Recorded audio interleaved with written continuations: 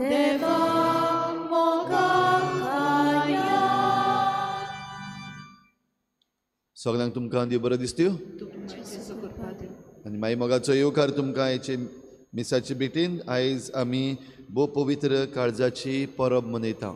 तर आमचें काळीज आमी जेजूच्या काळजाक उबारुया आनी जेजूच्या काळजाचो मोग आमच्या काळजान घेवन एकामेका सवें हो मोग जिवंक आमकां सगल्यांक कृपा मागुया. तशेंच आयज आमी दुसरें दिसा भेटयता सोंपून गेल्ल्या दुमिंग वालीस हाच्या दुसऱ्या वर्साचो उगडास करून देवान ताका सर्गीचें सूख फावो करूंक मागुया आनी ताच्या घोराब्याक फावो ती बुजवण दिवंक मागुया. हेर सगळी आमची मागणी इल्लोसो वेळ ओगीच रावन आमच्या गांवचे पासत, आमच्या गोंयच्या राज्या पासत, आमच्या भारताच्या देशा पासत आनी हें राज्य चलयतल्या पासत आमी करीत भाशेन मागुया. बापाचे आनी पुताचे आनी पवित्र आत्म्याचे नांवी आमच्या सोम्या जेजू क्रिस्ताची कृपा, बापाचो मोग आनी पवित्र आत्म्याचो एकवट तुमचे सवे आसूं.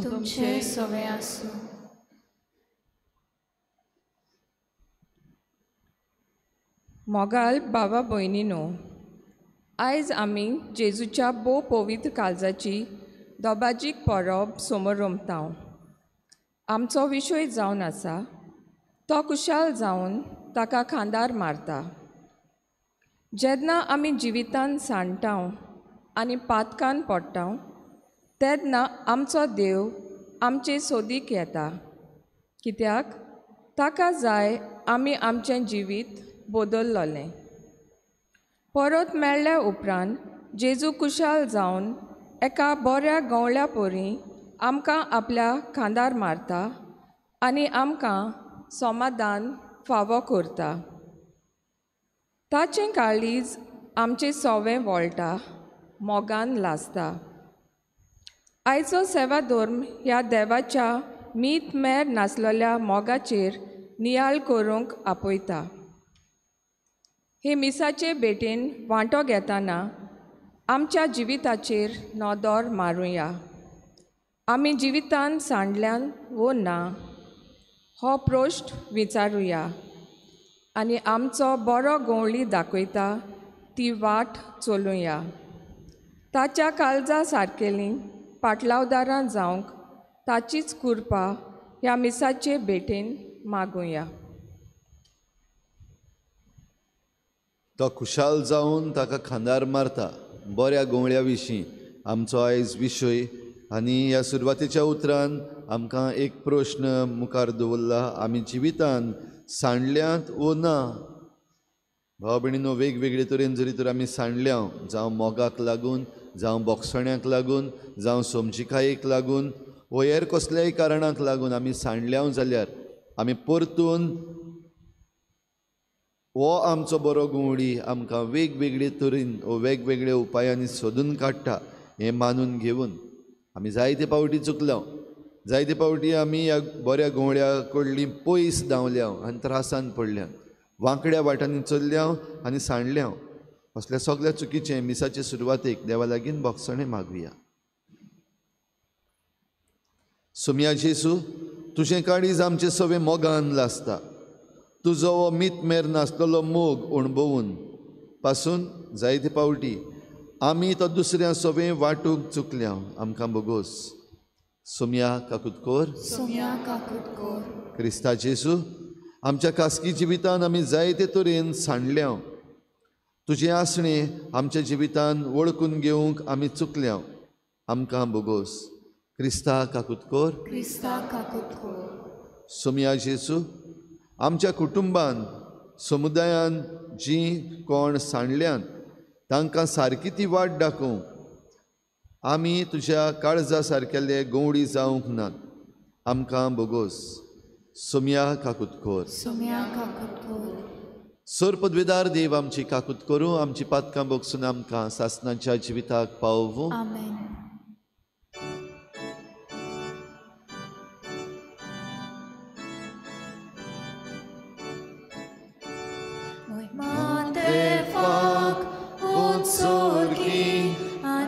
शांती ताच्या इश्टा संसारी सर्वेस्परा देवा सुर्गीच्या राया सुरपुत्वेदार देवा बापा आमी तुका नमस्कार करता आमी तुका दिन वाजता तुझ्या तोर वैभवा पासत आमी तुका वाखाणटा सोम्या जेजू क्रिस्ता बापाच्या एकल्याच पुता सोम्या देवाची शिडी तू संसाराचे पाप काढताय आमची काकूत कर तू बापाच्या उजव्याक बसलाय आमचे मागणे ऐकून घे कित्याक पवित्र आत्म्या सांगाती देव बापाचे मोहिमे जेजू क्रिस्ता एकलोच तू पवित्र एकलोच तू ईश्वर एकलोच तू परमेश्वर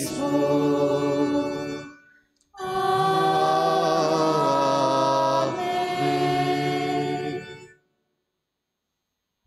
प्रार्थुया.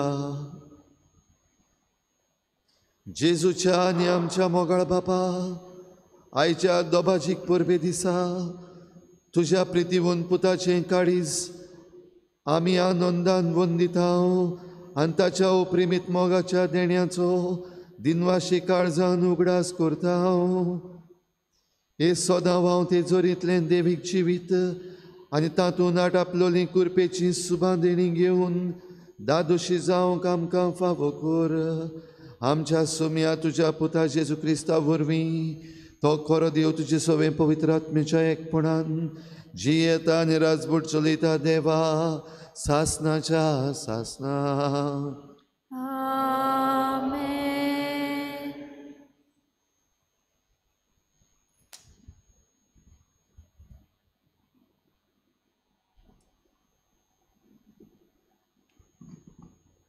इजकियल प्रवाद्याच्या पुस्तकावेलें वाचप. सोर्वेस्पोर देव अशें सांगता, हांवूच म्हज्या हिंडांक राखतलों, आख्ख्या हिंड्याची सोद कोत्तलों. जोळी मोळी शिंपडलेल्या शेळयांक सोदतल्या गोवळ्या भाशेन हांवूय म्हज्या शेळयांक सोडून काडटलों. दुवरां आनी दाट काळोखाक लागून जुंय जुंय त्यो सांडून गेल्यात थंय थान हांव तांकां सोडयतलों. जे देसांनी त्यो पावल्यात त्या देसांतल्यो हांव तांकां भायर काडटलों आनी सगळ्या देसांतल्यो एकठांय करून तांच्या खाशा गांवांत हांव तांकां पोत्तून भितर काडटलों. इस्रायलाच्या दोंगरांचेर जोरी लागीं आनी लोक रावतल्या जाग्यांचेर हांव तांकां चोरवाक व्हरतलों. बऱ्या हिरवा चोरवान हांव तांचें पोट भरतलों. इस्रायलाच्या उंचल्या दोंगर तांकां चोरोव दितले. थंय बरो चोरोव आसलोले जमनीर त्यो विसव घेतल्यो आनी इस्रायलाच्या दोंगराचेर तांकां उत्तम चोरोव गावतलो.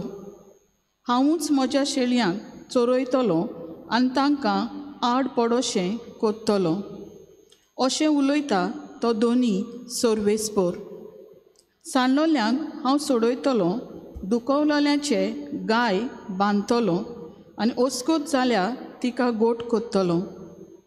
मोती आनी मजबूत आसात तिकाय राखतलों. हांव तांचो खरो गोवळी जातलों. देवाचें उतोरें. देवाचे व्हड उपकार.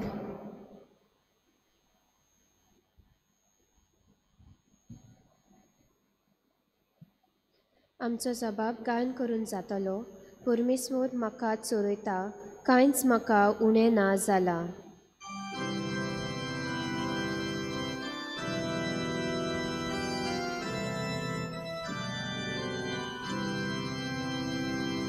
परमेश्वर म्हाका चोरयता कांयच म्हाका उणें ना जाला परमेश्वर म्हाका चोरयता कांयच म्हाका उणें ना जाला पांच विचार तुजी चोरवणा तोय म्हाका विसो तूं दिताय तोंडूत का सुरी पावयताय तूय म्हज्या ओतम्याक जीव पोताय मान राखून तुज्या नांवाचो निजमार्गान म्हाका चलयताय परमेश्वर म्हाका चोरयता कांयच म्हाका उणें ना जाला काळोखान कोट्यान तांसाळ्यार कसलेंच वायट म्हजेर ना येतलें हुस्को ना लागींच तूं आसाय म्हजेशी सदां तूं उबो सांगाती तांड्या खोंक्या सयत कोठाय तीर म्हाका तूं दिताय परमेश्वर म्हाका चोरयता कांयच म्हाका उणें ना जाला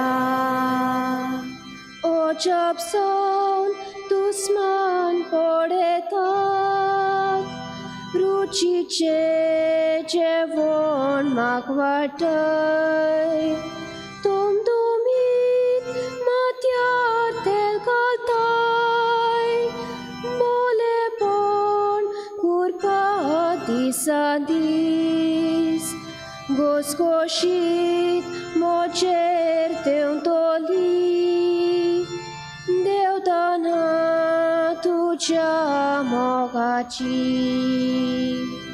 परमेश्वर म्हाका चोरयता कांयच म्हाका उणें ना जाला सासणाचे बिराड म्हाका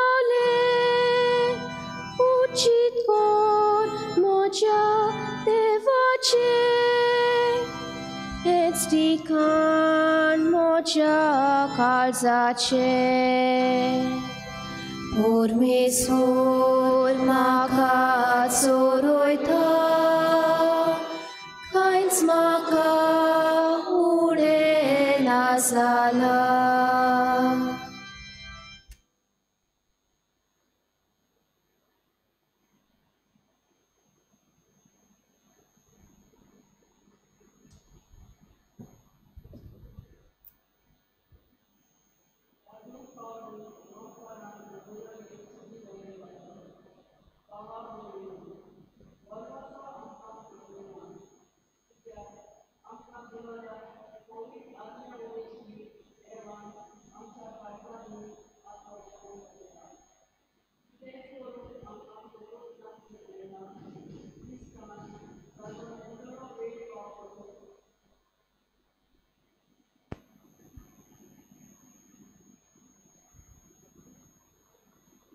ताचो नेमलोलो वेळ पावतोच कोट्यां पासत आपलो जीव दिलो एका बऱ्या मनशा पासत कोणूय एका वेळार मरूंक फुडें सरलो जाल्यारूय खरेंच म्हणल्यार प्रमाणीक मनशा पासत लेगून जीव दिवंक कठीण पूण आमी पातकी आसल्याव तेन्ना लेगून क्रिस्त आमचे पासत मेलो आनी अशें देवान आपूण आमचो मोग करता म्हूण दाखयलें ताच्या रोगताक लागून आतां आमी प्रमाणीक जाल्या म्हणटच अदिकूच तो आमकां देवाच्या क्रोधांतली निवारतलो आमी आजून दुस्मान आसल्याव तेन्ना आपल्या पुताच्या मरणा उदेशी देवान आमकां लागीं काडल्यांत.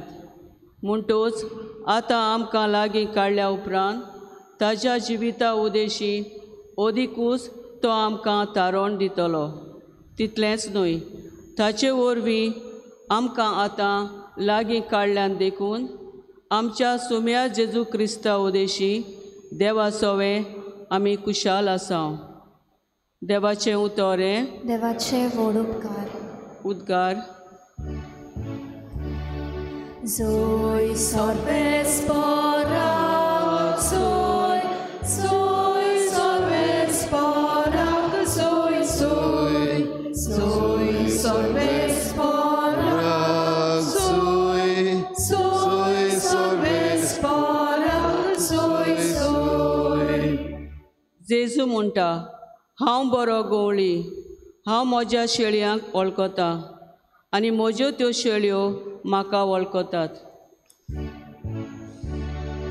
Zoe sorbes porak, Zoe, Zoe sorbes porak, Zoe, Zoe, Zoe sorbes porak, Zoe, Zoe sorbes porak, Zoe, Zoe. Survespor तुमचे सोवे आसूं. तुमचे सोवे आसूं. लुका परमणी जेजू क्रिस्ताचे शुभ वर्तमान. मोहिमा तुका सोम्या. जेजून फारिसेवांक एक वपार सांगली. तुमचे मदलो कोण एक 100 मेंढरां आसुल्लो मनीस तातूंतलें एक मेंढरूं सांडत जाल्यार ती न्हय रानांत सोडून एक सांडलां तें मेळोसोर ताका सोदूंक वेचो नासतना रावत. आनी तें मेळ्ळ्या उपरांत तो खुशाल जावन ताका खांदार मारता आनी घरा पावतोच इश्टांक आनी शेजाऱ्यांक आपोवन तो म्हणटा, म्हजें सांडलोलें मेंढरूं मेळ्ळें म्हूण म्हाका परबीं दियात. तेच भाशेन हांव तुमकां सांगतां, जिवीत बदलपाची गरज नासलेल्या न्हय बऱ्या मनशां पासत संतोश जाता, त्याहून अदीक एक वायटवो मनीस जिवीत बदलीत जाल्यार संतोश स्वर्गार भोगतलो.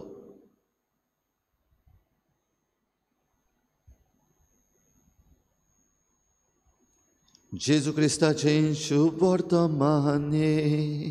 वाखाणी तुका क्रिस्ता.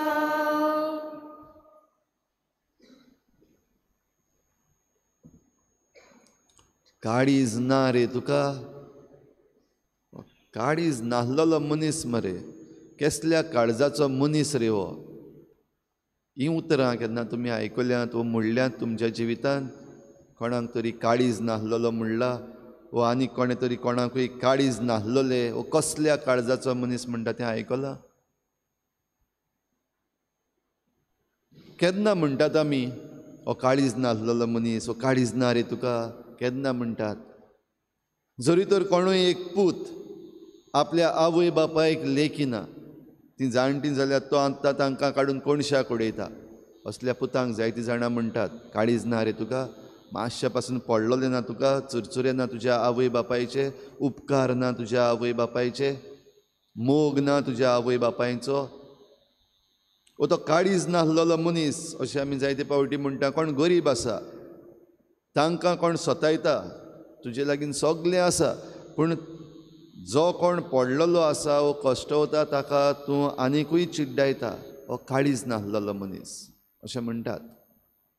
तर भाव भयणीनो, आयज आमी जेजूच्या भोव पवित्र काळजाची परब मनयता, सेक्रेड हार्ट ऑफ जीजस. भोव पवित्र, सेक्रेड म्हणल्यार देवीक, देवाक लागता, देवाचें तें. हार्ट, काळीज म्हणल्यार आमी चडसो म्हणटा मोग. काळीज खुणा मोगाची. जाल्यार आमच्यान म्हणपाक जाता, आयज जी परब आमी मनयता भोव पवित्र काळजाची परब, ती देवीक मोगाची परब. हो मोग देवाक ओडलो हो मोग आमचे सारको न्हय, मनशांचो मोग न्हय. जंय आमकां मेळटा थंयसर आमी पावता, वो आमकां बऱ्याक पडटा थंयसर आमी रावता. आमकां बऱ्याक पडना जाल्यार नाका. काजार जाल्या उपरांत पासून मातशें वयर सकयल जाल्यार म्हाका त्रास जाता, चल डिवोर्स दी. मोग म्हणटा तो हो मनशांचो. जाल्यार देवाचो मोग वेगळे तरेन. आयची वाचपां आमकां ह्या मोगाचें बरें वर्णन करतात. आयचें पयलें वाचप इजेकिएल प्रवाद्याच्या पुस्तकांतलें घेतलां. आनी ह्या पुस्तकांत आयज जें आमी वाचप घेतलां, खुद देव आपूण उलयता. हांव करतलों, हांव सोदून काडटलों, हांव तांकां चोरवाक व्हरतलों, हांव तांकां बऱ्या मार्गार व्हरतलों. हांव म्हणल्यार देव. भाव भयणीनो, आयचो आमचो विशय तो खुशाल जावन तांकां खांदार मारता आनी सांडल्यात तांकां सोदून काडपाचो हो विशय आमी आयच्या सुरवातेच्या उतरांनी आयकला. म्हणटच हो देवीक मोग आयज कोणाक? हो देवीक मोग दुबाविरीत सगल्यांक जाणी देवाक मानून घेतला तांकां. त्याच बरोबर जीं कोण सांडल्यान देवीक मोग मानून घेवंक ना, वो देवीक मोगाचो अणभव ना, वो देवीक मोगाचो अणभव आसूनय इतलें सगळें देवान दिलां आसतनाय देवाचेर आड वचून आपूण देव जावपाक सोदल्यात. देवान आपल्या प्रवाद्यांक वेळा वेळार काळा काळार आपले परजे पासत पाठयल्यात. जेन्ना देवान पोरजां विचून काडली, इज्रायल पोरजां विचून काडली कित्याक? हे परजेक सोडवण दिवपाक. जेन्ना मनशान पातक केल्लें, देवाचेर आड गेल्लीं, तेन्ना देवाची येवजण जाली, हे परजेक हांव सोडयतलों. आनी सोडयतलो कसो? पयलीं पोरजां घडया. आनी ह्या पासत आब्रामांक भायर काडलेलो आनी ताची पोरजां केल्ली, ताचें राष्ट्र. तुजें व्हडलें राष्ट्र जातलें, ही भासावणी ताका केल्ली. हांव सांगता थंयसर यो, हिंगा राव नाका. तरी हें राष्ट्र जें केल्लें तेंय तेच भाशेन हो ही पोरजां जी केल्ली ती चुकताली परतून परतून. आनी देखूनच देव तांकां आपले प्रवादी धाडटालो शिकोवपाक वेळा वेळार. हें सारकें न्हू. मन बदलात, जिवीत बदलात. देवा कडलीं पयस गेल्यान, दुसऱ्या देवांच्या फाटल्यान गेल्यान परतून येयात. जाल्यार हें सगळें करून देव निमाणो आपुणूच म्हणटा, हांवूच म्हजे परजेक सोडयतलो, हांवूच ह्या सांडलोल्यांक सोदून काडटलो, हांवूच तांकां चोरवाक व्हरतलो. कित्याक देवान धाडलेले ते दोन भाशेन जाल्यात. घडये देवान धाडलेले ते चुकल्यात. म्हणल्यार आतां गवळी जे आसात, आमकां म्हणपाक जाता, याज्ञिकांक म्हणपाक जाता, जायते पावटी चुकल्यात आमचे परजेक सारकी वाट दाखोवपाक. जायते पावटी आमी चुकल्या घडये सारके जे कोण चुकलोले आसात तांकां वयर काडपाक, वो बरे वाटेन तांकां हाडपाक, तांकां निवळ करपाक. फावो त्यो सवलती म्हणल्यार स्पिरिच्युअल सवलती ज्यो आसात, आत्मीक सवलती आसात, त्यो दिवपाक घडये चुकल्यात. जायते पावटी जे देवान धाडलेले मागलेले आसा तांचें जिवीत एके भाशेन पातकी जिवीत जालां, वो दुसऱ्यांक स्कॅन्डल करतलें जालां. आनी जायते जाण जायते पावटी म्हणटा, पाद्रींचें माद्रींचें जिवीत पळोवन आमी सोडून गेल्यात, क्रिस्ती धर्म नाका. घडये धाडलेले देवान ते चुकल्यात. वो दुसरी बाजू आसा, देवान धाडलेले आसात तांणी बरे भाशेन सगळें केलां, शिकयल्या लोकांक सांगलां, पूण हे परजेन मानून घेवंक ना. कित्याक आपणाक दुखता, म्हाका अशें म्हणलें, म्हाका तशें म्हणलें, म्हाका दुखयलो. आनी देखूनच हे परजेन ह्या प्रवाद्यांचेर जांकां देवान धाडलेले तांचेर फातर मारल्यात. आनी देखून खंयचेय वाटेन जावं गवळी चुकलेलो जावं परजां चुकलेलीं जावं, दोनूय वाटेन परजां सांडली लुकसाण हे परजेक. आनी ह्या पासत देव खुद म्हणटा, हांवूच तांकां सोदून काडटलो. म्हणटच जो कोण जेजूच्या काळजा सारको, देवीक काळजा सारको आसा आनी देवीक काळजा सारको वावर करतात, म्हणपाक जाता वय हाचे वरवीं आमकां देवीक मोग मेळटलो. कित्याक आमकां देव आमचे मुखार दिसती पडना. वो देव आमकां सोदूंक येता तेन्ना आमकां आमच्या मतींतल्यान कळना कितें सांगपाक सोदता देव. आमी जायते पावटी मागणे पासून करता, सायबा आमकां दाखय वाट. पूण देव आपूण येवन आमचे मुखार उबो रावन आमकां सांगना, वो आमचे हात धरून आमकां व्हरना ह्या वाटेन यो म्हूण.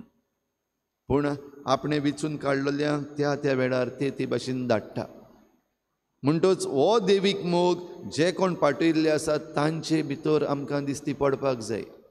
आनी जरी तर हो देवीक मोग आमकां जरी तर त्या मनशा मदें वो जीं हातयारां जावन येतात देवाचीं हातयारां त्या मनशा मदें हो मोग दिसती पडना, तो अणभवपाक मेळना जाल्यार चतराय दवरपाक जाय. आमकां वांकडे वाटेन व्हरतात गाय. म्हणटच हो देवीक मोग मेळपाचो चुकला, हो सोडवण मेळपाची चुकल्या. तेच बरोबर सांडल्यात कित्याक? घडये सांडले हांव कित्याक? हो संवसार आमी पळयला आनी ह्या संवसारात आमी भुल्ल्या. ह्या संवसाराची गिरेस्तकाय, ह्या संवसाराचो जो प्लेजर आसा, धादुसपण आसा, ह्या संवसाराची नामना आसा, ह्या संवसाराची पदवी आसा, ताचे फाटल्यान लबदल्ले आसा देखून घडये सांडल्या. वो जायते पावटी जें कितें आमच्या मुखार दिसती पडटा ताचे विशीं आमी देवीक मनान चिंतप करप ना. गेलो गो विथ द फ्लो, सगळें कोत्ता तूंय कर, गेलो सांडलो. वो जायते पावटी जे कोण आपूण वडील म्हूण मुखार चल्ल्यात, लिडर्स म्हूण मुखार चल्ल्यात, तांणी आमकां वायट वाट दाखयल्या, चुकीची वाट दाखयल्या, ब्रेन वॉश केल्ले आसात आमकां जायते पावटी. आनी ते आमकां जायते पावटी समजना that we are brainwashed. तर असल्या संदर्भान भाव भयणीनो आमी सांडल्या जाल्यार देवाच्यान आमकां सोदूंक जाता. हांवूच म्हजे परजेक सोडयतलो, हांवूच म्हजे परजेक बऱ्या चोरवाक वतलो. कसलो चोरव तो? हो चोरव दिवपाक खुद देव आपूण मनीस जावन आयलो, जेजू देवाचो पूत. हाच्या दुसऱ्या वाचपान आमी आयकता भाग्यून पावलू रोमकारांक चीट बरोवन सांगता. आनी ही कृपा जेजू तायेन जी आसा ती ताच्या ओमोलीक रोगतान आमकां दिल्या, ताच्या ओमोलीक रोगतान आमकां न्हाणयल्यान, ताच्या ओमोलीक रोगतान आमकां सोडयल्यान, ताच्या ओमोलीक रोगतान आमकां सोडवण मेळोशी केल्या. वी आर जस्टिफायड. जस्टिफायड म्हणल्यार कितें? ओ सोडयल्यात म्हणल्यार कितें? जे वायट वाटेन आमी वेता, जे वाटेन आमी सांडलोली आसा, सांडून पडलेले वाटेर आसा, तातूंतली आमकां सारके वाटेन हाडटा. आमी चुकी केल्यात, जायते पावटी आमी चुकल्या, जावं वडील कशीं जावं परजा कशीं आमी चुकल्या. तेन्ना हो देवीक मोग आमकां धरता, उबारता, निवळ करता. जेजूच्या पवित्र काळजा वरवीं, जेजूच्या ओमोलीक रोगता वरवीं आमकां सोडयता. म्हणजे खुर्सार जेजू आमचे पासत जो मेला, ह्या जेजू सोवें आमकां सोडवण मेळटा. आमचे जोस्तोंगी न्हय, आमकां फावो म्हण न्हय. जायते पावटी आमकां फावो न्हय, कित्याक कितले फावटी आमी पडल्या.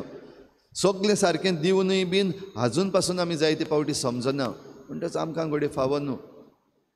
काळीज ना रे तुका अशें घडये आमकां म्हणपाक जाता. हो कसल्या काळजाचो मनीस असलें घडये आमकां म्हणपाक जाता. आयज जायत्या जाणांनी, आयज देवान आमकां म्हणपाक जाता काळीज ना तुमकां. पूण भाव भयणीनो, सांडल्यात तांकां बरो गोवडी सोदता. आयच्या शुभ वर्तमानान आमी आयकता जेजून एकाय बरी वपार सांगली. 100 मेंढरां, तातूंतलें एकूच सांडलोलें, नोया आसली सारकी, आनी तें एक सांडलां. ताचे सोदीक हो बरो गोवडी वेता. आनी हो बरो गोवडी वेता म्हणटा तेन्ना जेजू होच प्रश्न लोकांक विचारता, तुमचीं मेंढरां आसात आनी एक जरी तर सांडलें, सोदूंक वेचिनात तुमी? ओ तुमचे नाणे सांडले जाल्यार ते सोदूंक भार घेवन, टॉर्च घेवन, लायट घेवन, सारून घेवन सोदचिनात आख्ख्या घराक? ओ चाई सांडली, सोदचिनात? आमचें कितें सांडलें जाल्यार आमी रोखडें सोदता, कित्याक तें आमकां गरजेचें. तर भाव भयणीनो, हो बरो गोवडी एक एकल्याक सोदूंक भोंवता. पोरजां कशीं आमकां विचून काडल्यात आनी पोरजां कशीं देव आमकां सोडयता. एक एकलो कसो सोडयना, आमकां पोरजां कशीं सोडयता. देखूनच बावतिजम घेवन आमी पवित्र सभेन भितर सरता आनी साक्रामेंतांतल्यान आमचें जिवीत वाडयता. एक पोरजा कशी, एक एकलो सिंगल न्हय.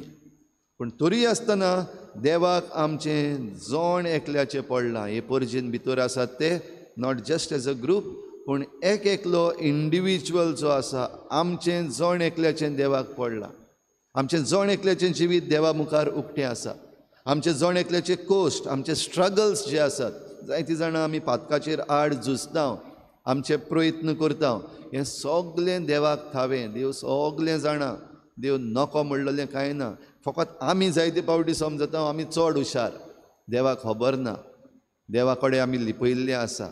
त्या पासत कुमसाराक पासून वेता आसतना आमच्यान तें सांगूंक जायना, कित्याक देव नको म्हूण आमी समजता.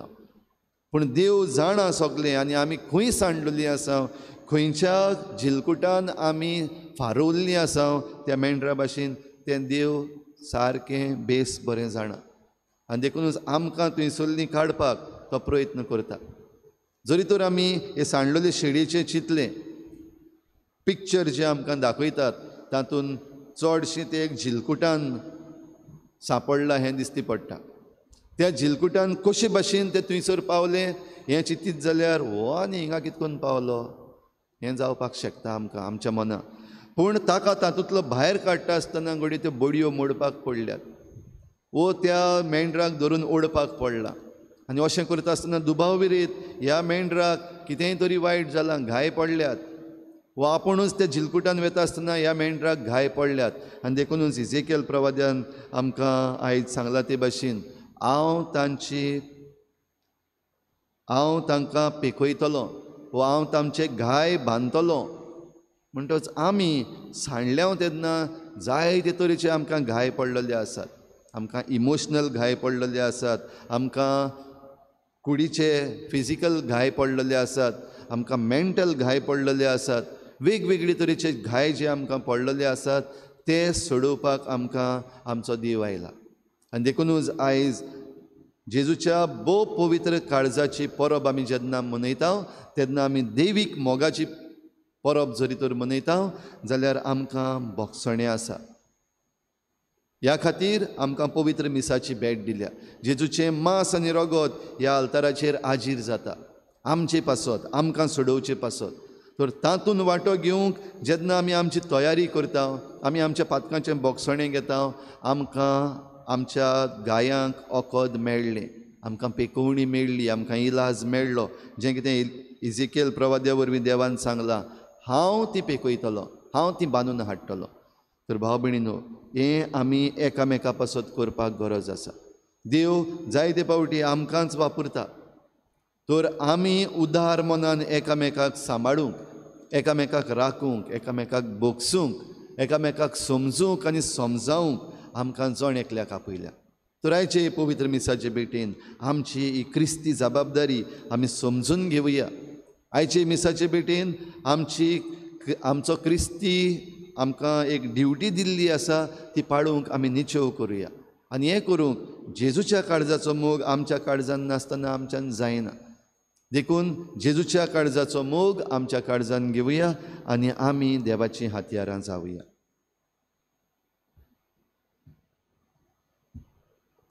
सगळीं उबी रावया. सतमंत देवा, पदवीदार बापा, सरकार आनी पृथ्वीच्या रचणारा आनी जेजू क्रिस्ता ताच्या एकल्याच पुताक आमच्या सुम्या, तो पवित्र आत्म्या वरवीं गर्भी समवलो, आंकवार मारयेंतान जल्मलो, पोंच पिलाता काळ ताणें खोस सोंसले, ताका खुर्सार सोडलो, तो मेलो आनी ताका न्हिदपिलो, तो मेल्ल्या मदें देंवलो, तिसऱ्या दिसा मेल्ल्यांतलो जिवंत जालो, स्वर्गांत चडलो, पदवीदार देवा बापाच्या उजव्याक बसला, थंय तां जिवे आनी मेल्ल्यांची मुनसुबी करूंक येतलो. सतमंतां पवित्र आत्म्या, कातोलीक पवित्र सभे, भक्तांचो एकठांय, पातकांचें भोगसणें, कुडीचें जिवंतपण, सासणाचें जिवीत. आमेन. आमची थोडीशी मागणी आतां आमी देवा मुखार दवरुया.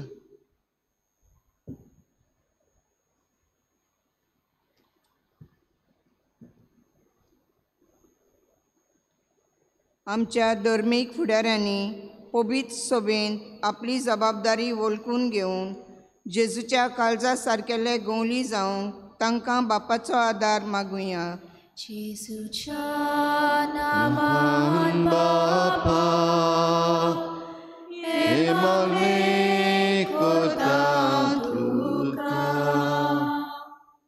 आमच्या सरकारी फुडाऱ्यांनी आपले पोरजे सभें दयालयेन बोलून आनी अशे परी पोरजेच्या फायद्याक पडटा तसले निर्णय घेवंक तांकां बापाचो आदार मागुया. जेजूच्या नांवान बापा, हे मागणे करता तुका. कुटुंबाच्या दर एका वांगड्यान एकामेका सवें गवली जावन जेजू दाखयता ती वाट चलोवंक तांकां बापाचो आदार मागुया. जेजूच्या नांवान बापा हे मागणे कोरता तुका. कितलींच आमची बाबा भयणां कोविड-19 एपिडेक लागून अजून कोश्ट सोंसतात. जायतीं जाणां मरून गेल्यांत. तांच्या आत्म्यांक शांती मागतना जीं हॉस्पिटलांनी आसात, घरा लागीं क्वॉरंटायन आसात, तांकां बेगीनूच पेकोवणी फावो जाल्यार पुरो म्हूण बापा लागीं मागुया. जेजूच्या नांवान बापा हे मागणे कोरता तुका. ओगीच रावन आमची जण एकल्याची खासकी मागणी देवा मुखार दवरुया.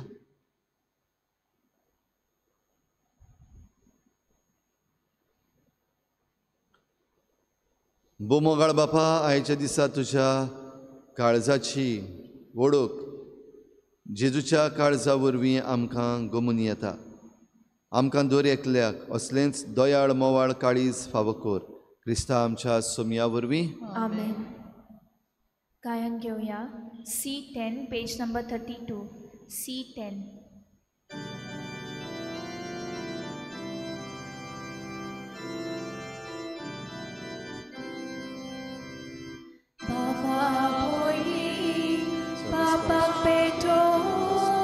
तुझ्या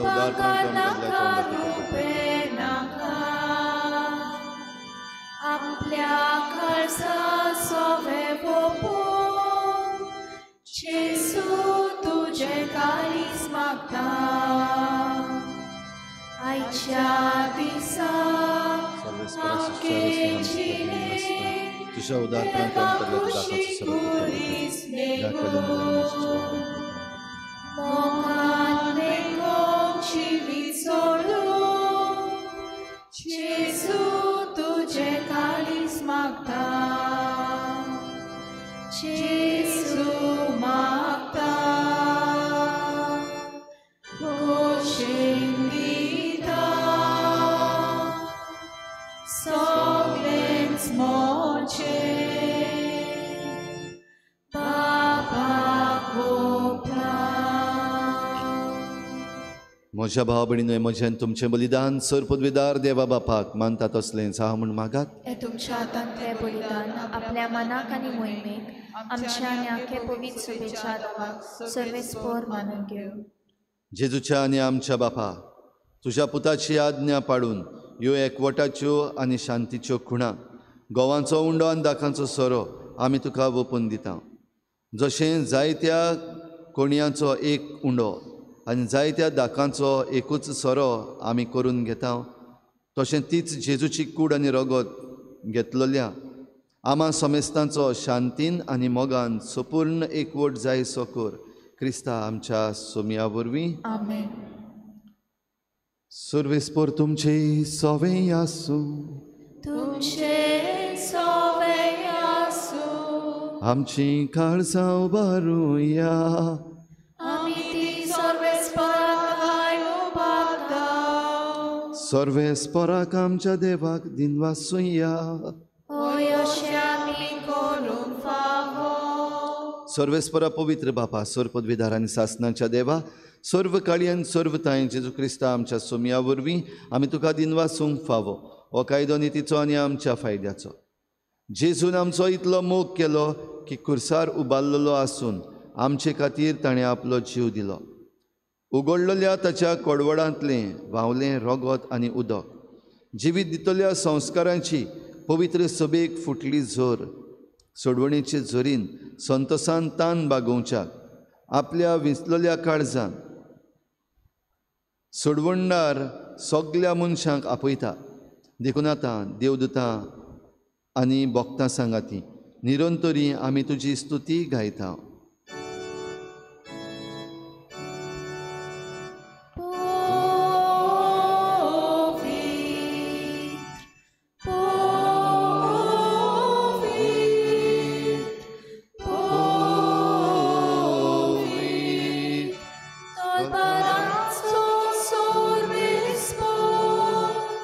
So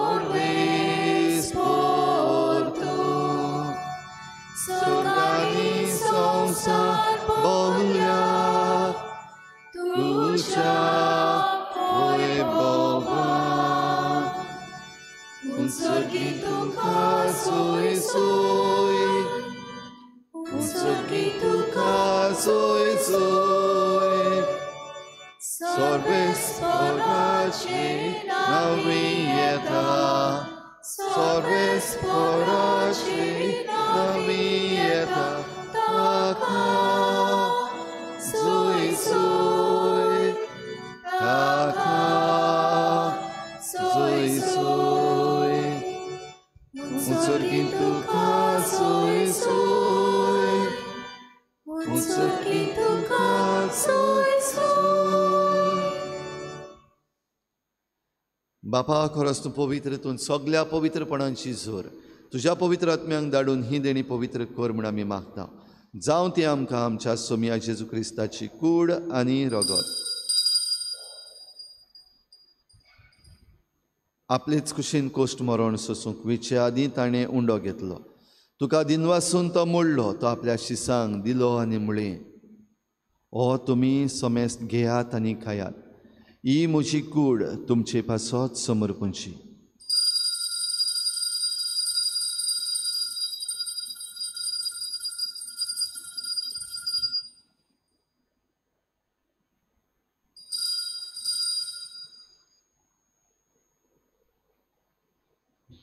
तेच परी जेवण जातोच ताणें काल्स घेतली. तुका नव्यान दिनवासलो, ती आपल्या शिसांक दिली आनी म्हळें, तुमी समेस्त घेयात आनी हातलें पियेयात, ही म्हज्या रोगताची काल्स, नव्या आनी सासणीक कराराचें हें रगत.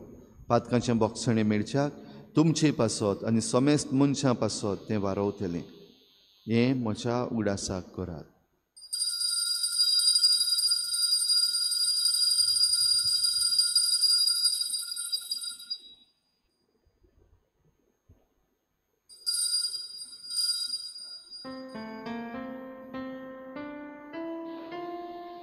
भावार्थाचो उगूट परगोटुया.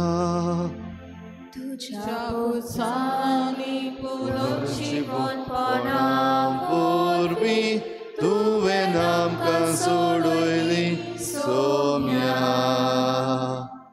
संवसाराच्या सोडवणारा आमची सोडवण कर.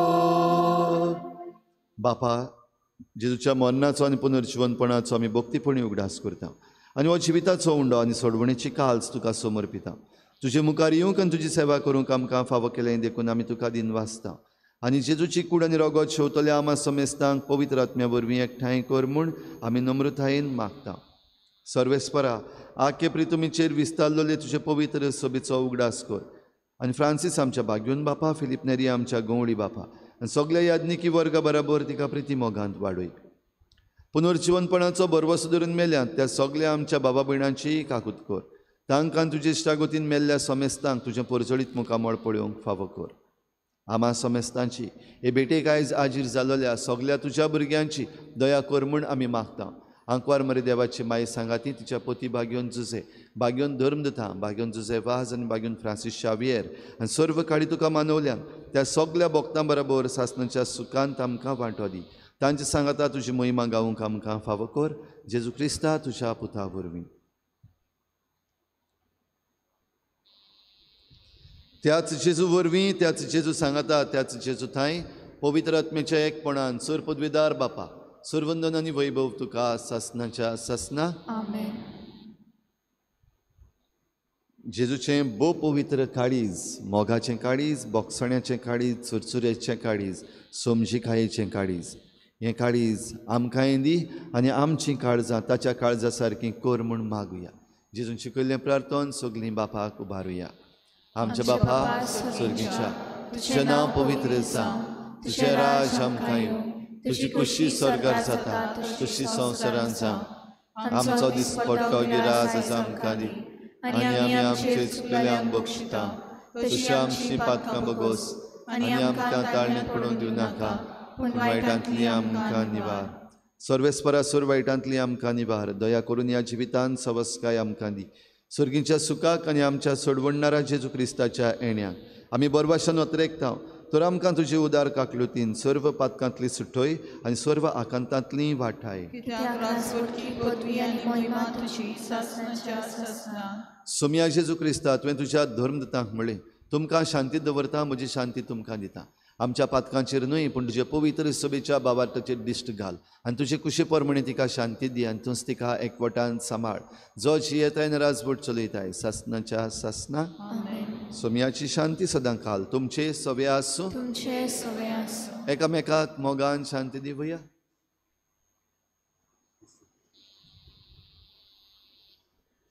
देवाचे शिलेत संवसाराचे पाप काडटले, आमची काकूट कोर. देवाचे शिलेत संवसाराचे पाप काडटले, आमची काकूट कोर. देवाचे शिलेत संवसाराचे पाप काडटले, आमकां शांती दी.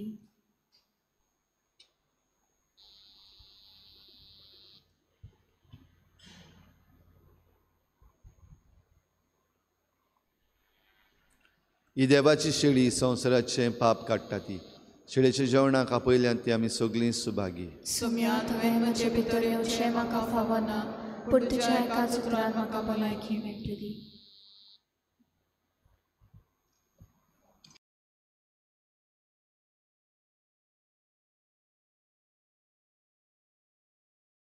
आत्मीक कुमयाव खातीर मागणें. मोगाळा जेजू, मोगाळा जेजू, तूं भोव पवित संस्कारान तूं भोव पवित संस्कारान हाजीर आसाय म्हूण हाजीर आसाय हांव म्हूण सोत मानता. हांव साथ मानता. सगळ्या वस्तूंवन हांव सगळ्या वस्तूंवन हांव तुजो मोग करता तुजो मोग करता आनी हांव तुका म्हज्या आत्म्यान घेवंक म्हज्या आत्म्यांत घेवंक आशेता. हे घडयेक हे घडयेक तुका हांव संस्कारांत घेवंक शकना म्हणटच आत्मीक वाटेन तरी म्हज्या काळजान ये. तूं म्हज्या काळजान आसा म्हूण समजून हांव तुका वेंगयता आनी आक्कोच तुका एकवडटा. तुजे कडसून केदींच वेगळो जावं म्हाका दिवं नाका. आमेन.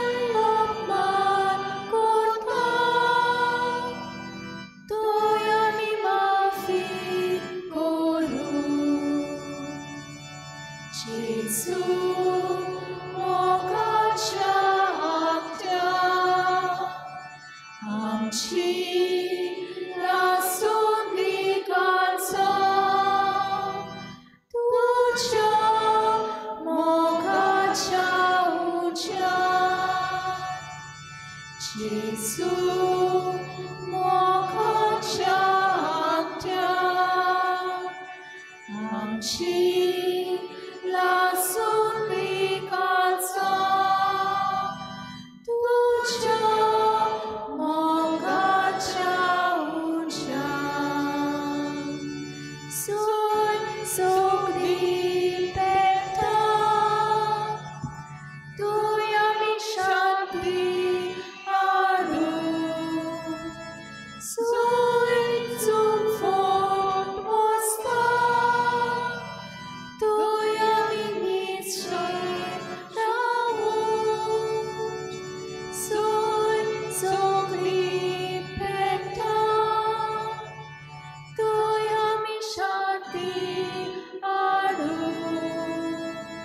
Zug fort mosta, Twoja ministrzy brału.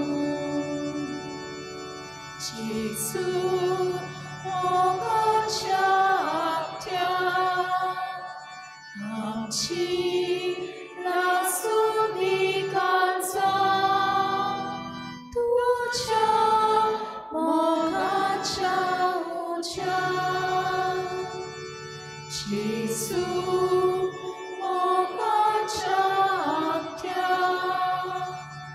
Amci nasudnikanca, Tucia mogacia ucia.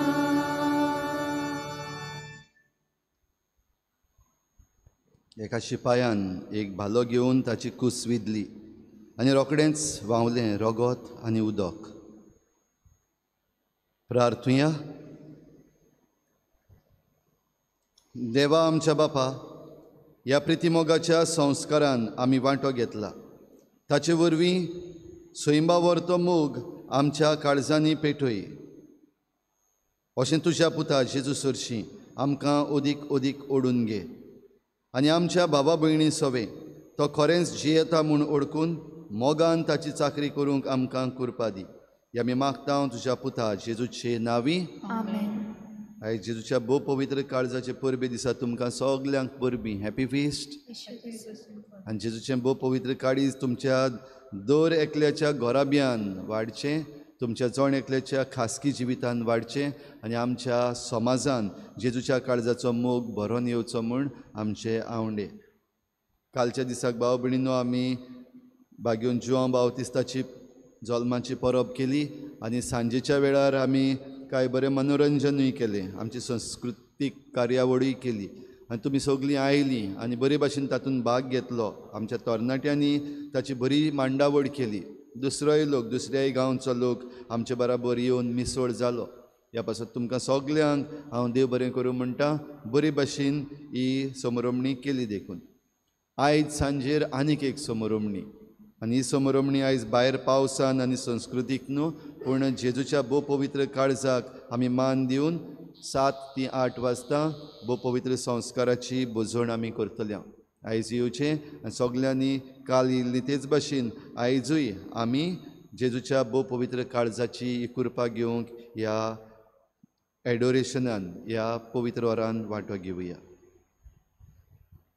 सर्वेस्पोर तुमचे सवे आसूं. तुमचे सवे आसूं. सर्पद्वेदार देव बाप आनी पूत आनी पवित्र आत्मा तुमचेर आशिर्वाद घालूं. आमेन. वचून यात जेजूचे शांतीन आनी मोगान तुमकां धाडटा. देवाचे गोड उपकार. गायन घेवया R14 पेज नंबर 182. R14.